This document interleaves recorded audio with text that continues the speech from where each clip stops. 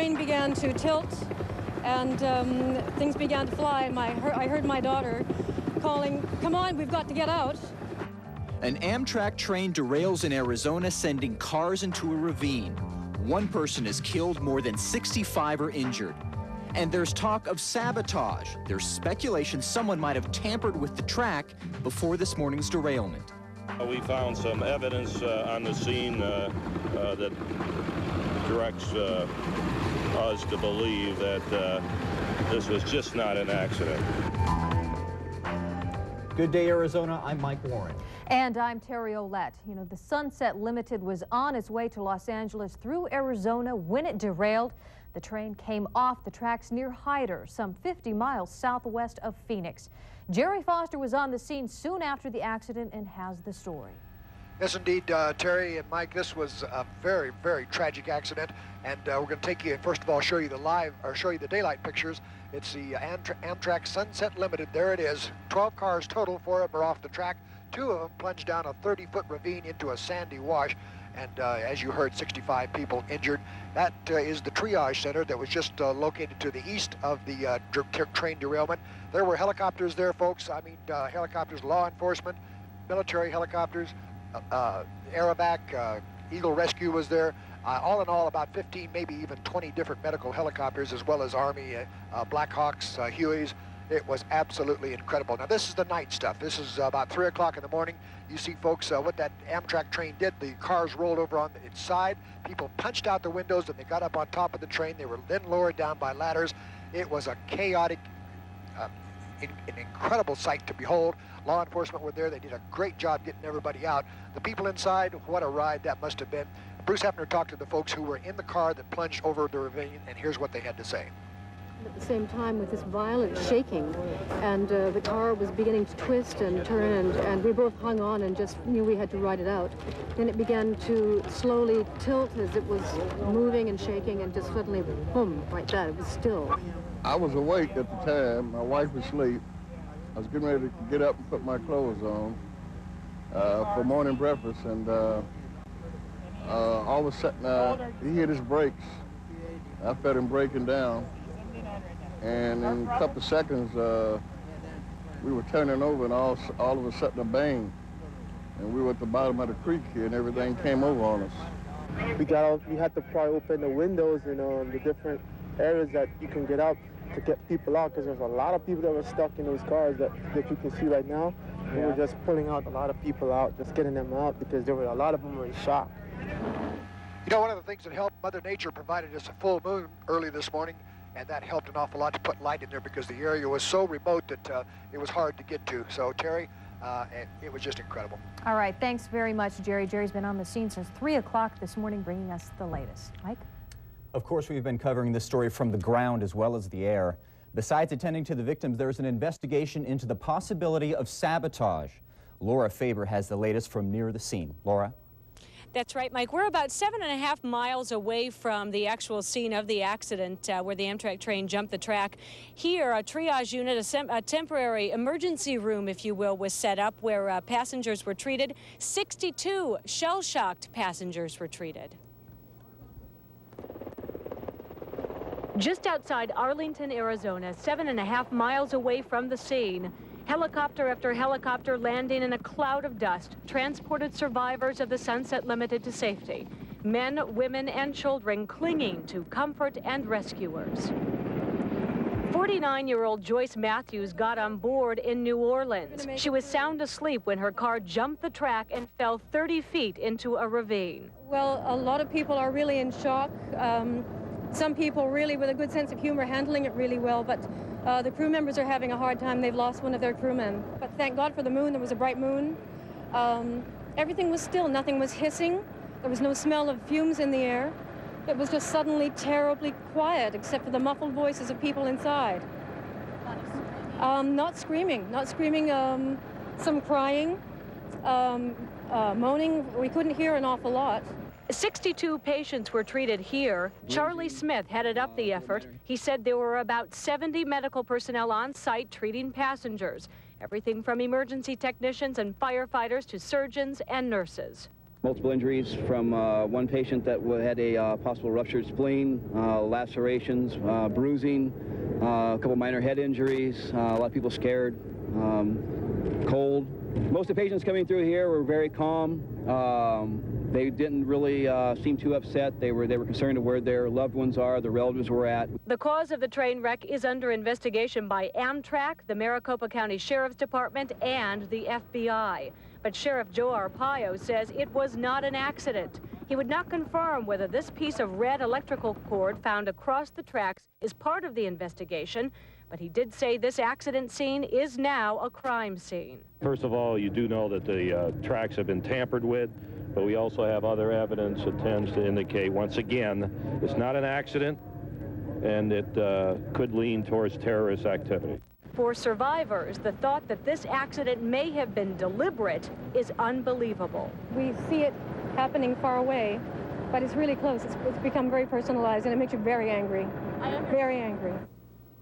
And federal agents are on the scene en masse, members of the FBI, the ATF, the National Transportation Safety Board, and as well as sheriff's deputies. Sheriff Joe Arpaio is here with us live again, and I want to get this straight, Sheriff. The reason that this electrical cord may be important in the investigation is that the rails that the train runs on carry electrical currents that let people monitor where the trains are. How would the cord be have affected that?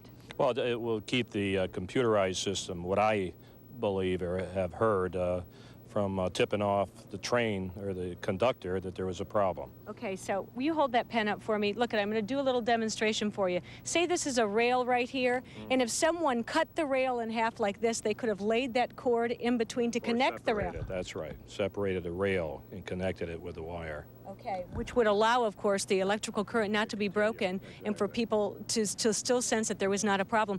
And so anything further that you can tell us about this? This is obviously someone who perhaps knew what they were doing. Yeah, and also we seize evidence also that tends to indicate, once again, that terrorists were involved. I'm sorry, someone is telling me to ask a question. Go ahead with that again. Oh, what about this letter? There have been reports, and we've been hearing that there is some kind of letter and note being left by a group called the Sons of the Gestapo. Do you know anything about that? Well, I'm not going to confirm or deny that. I don't want to release too much information as to what is in the letter. We're still conducting our investigation with the FBI right now. So, but as I said, the information once again tends to indicate that this is some type of terrorist activity. There's no doubt about that. And that a piece of electrical cord or wire that we have seen from our aerial helicopter video, that seems as though it's going to be involved somehow, right? Well, sure. But I think the important part is the contents of that letter. And you can't reveal what was in it at all? I'm not going to do it right now, but take my word again that seems to be involving what you can call terrorists. Okay. We have the Oklahoma City problem. We've had the New York problem. We have terrorists and terrorism across our nation, and now it's hit my county. And you're going to do something about it, hopefully. I'm sure we're going to try. They just don't, here they did it way out in the desert. Why did they do it out here? So they would not be detected? Or was it because it would be hard to get help out here to rescue the people? But we fooled them. We did a great job. Everybody participating, search and rescue, and the military and local authorities and so on. So we got most of the people treated and out of the area. So do sheriff's deputies or the feds have some sort of letter in hand that was left at the scene? I'm going to say again that my deputies seized some evidence, and it's in our possession right now. Okay, Sheriff Joe Arpaio, thanks for being with us live. And also, just now, there were a couple of engines that made their way from Phoenix to the scene that connected with some of the remaining cars that were not damaged in the crash. And I believe that we should be showing you some videotape. They carried with them about 100 uninjured passengers who were in the car, and they drove past and were giving us a thumbs up sign and waving to us as if to say everything was okay, and obviously glad to be getting back home and on their way back to Phoenix. But for now, as I said, federal Several agents are here at the scene en masse investigating the cause of this train accident. It is suspicious, and again, as Sheriff Joe Arpaio said, appears to be perhaps related to some kind of terrorist activity. Very good. Laura Faber reporting live from near that crash scene. Well, several Valley hospitals were put on alert this morning to handle the injured in the crash. Many of the patients were rushed to St. Joseph's Hospital. That's where Gina Maravilla is with the latest. Gina?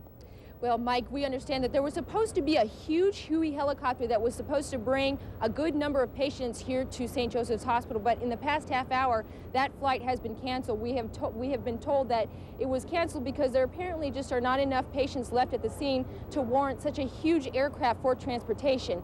Now, doctors tell us that most of the patients who are already here, most of them don't have really serious injuries. Helicopters started early this morning before the sun came up. 7 patients were wheeled into the emergency room. Of those, 6 of them were level 1 patients, which is the highest possible area of criticalness that you typically see. The 7th patient was a level 2 trauma. One is a child, and I don't know the gender, but that patient is in our pediatric intensive care unit. As quickly as choppers dropped people off, they took off again for another run.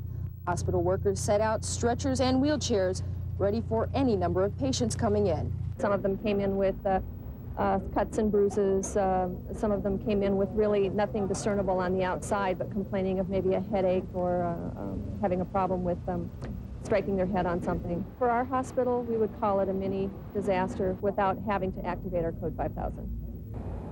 Now, Code 5000 would have been activated if more patients were sent here, but we are told that 14 patients are here. They do not believe they will be receiving any more patients here at St. Joseph's Hospital. Vielka Atherton is at Good Samaritan Hospital, where other patients are also being treated. Vielka?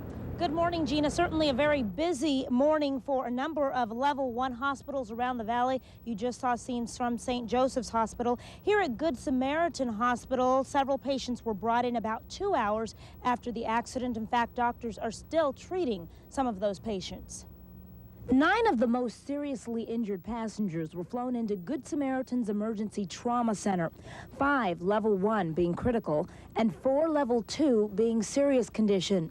We spoke with Dr. Todd Taylor, one of the treating physicians. He told us the injuries vary from cuts and broken bones to a very serious chest injury.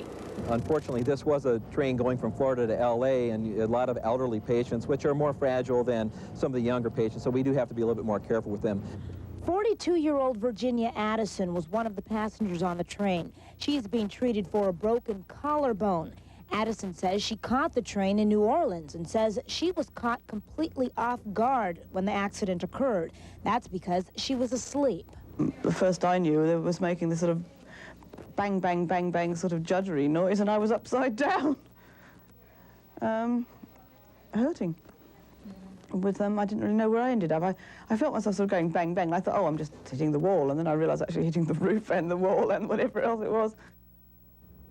Good news is that Virginia is expected to be treated and released sometime today, and we have received a little bit more information about some of the other passengers' conditions, and doctors tell us that most of them have been upgraded to either good or fair condition. We do know that 5 of the passengers are males, 4 females, no children, which is also good news, and their ages vary from 29 to 85 years old. It doesn't appear that any of the passengers are from the valley. There is, however, one man that doctors don't have a lot of information about. That is 85-year-old John Sims. They're not quite sure where he is from, but they do tell us that he is in good condition, and just certainly a busy day for a lot of hospitals around the valley, Mike. But the good news is that most everyone seems to be recovering fairly well. It's good news. Thanks very much, Vielka Atherton, reporting live.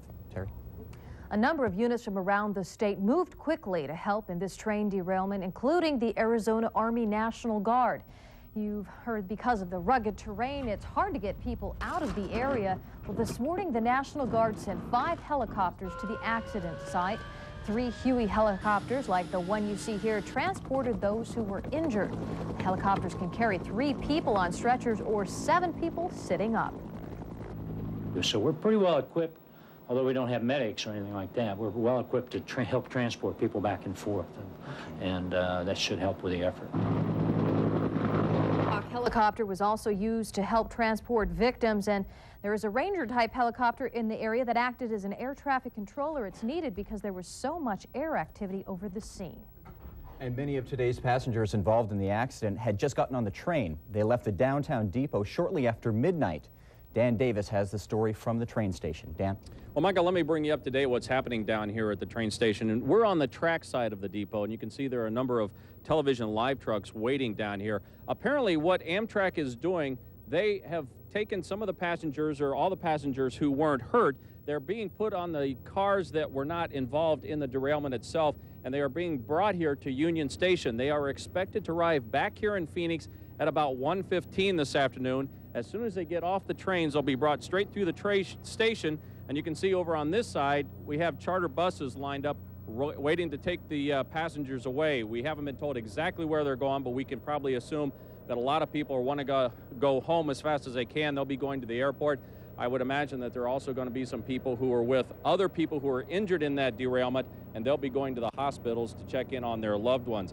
As you mentioned, the train left here at about 12:15 this morning. That was about 2.5 hours later than it was scheduled to depart.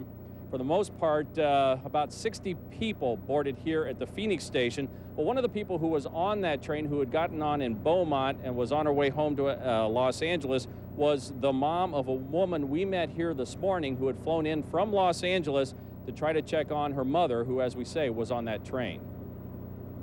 My mom got to call.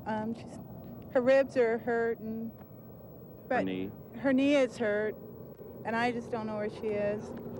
Did she say what happened? Did she give you No, she said she flew to the floor. She didn't tell me how the train hit. She just said it would derail, and she's scared. She's scared, but obviously she's going to be okay. And guys, what a great use of a cell phone, the fact that they still had cell service out there. What you are looking at now are some pictures we took earlier this morning of passengers who had come down here expecting to get on the eastbound Sunset Limited, but the train was blocked because of that derailment. So what happened was the passengers here and over in Tempe were loaded onto buses. They were taken down to Tucson, where they were able to pick up the Sunset Limited and head on east toward Miami, Florida, New Orleans, places like that. Okay, Dan Davis reporting live from the train station. Thanks very much. Now, if you have friends or loved ones who might have been aboard the Sunset Limited, you want to check their condition, we have two phone numbers for you. The first is a Red Cross number. That's 336-6681. And Amtrak has set up an 800 number with information. That number, 1-800-523-9101. Those are numbers to call to get any more information in case you may know somebody on that train. And there's still much more ahead on Good Day, Arizona. Stay with us.